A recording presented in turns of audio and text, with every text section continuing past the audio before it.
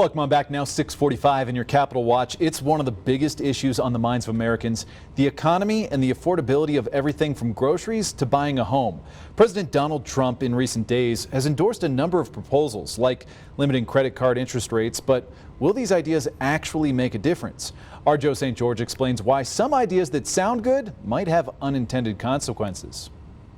President Donald Trump has recently announced a number of new policy proposals aimed at affordability, one of the biggest issues on the minds of Americans. And while capping credit card interest rates and limiting who can buy a single-family home may sound like a good idea, we've already discovered there's a great deal of skepticism with these plans and whether or not they'll actually work.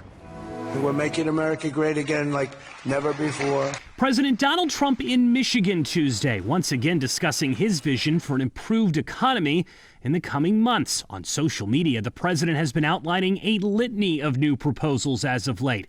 On January 9th, President Trump said this about credit cards. Effective January 20th, 2026, I, as President of the United States, am calling for a one-year cap on credit card interest rates of 10%.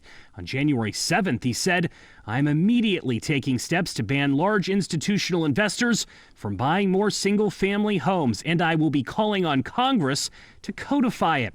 When you hear that idea, what goes through your mind? Yeah, I think it's a very good idea. When you ask people out and about interest rate caps, it's hard to find disagreement. How much money do you think that could save your family? Maybe $200, $300 a month. But when you talk to experts, you realize there is major skepticism over whether these ideas will actually be good for consumers in the long term. It sounds great, but it will have catastrophic ramifications for the total economy. Richard Hunt is with the Electronic Payments Coalition, which represents credit unions and banks. An analysis by his group found that limited interest rates would result in banks limiting access to credit, cashback programs, and travel rewards would be slashed too. If you were to cap interest rates on credit cards, 82% of cardholders would lose their credit card. As far as President Trump's plan to limit major investors from buying single-family homes, there is skepticism there too. It's not really going to accomplish anything.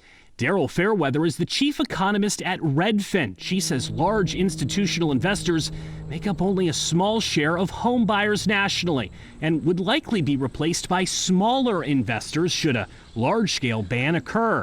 It's not necessarily going to open up inventory for first-time home buyers. The reason that housing is so unaffordable is because we're about 4 million houses short. Joe St. George, Scripps News Group, Washington.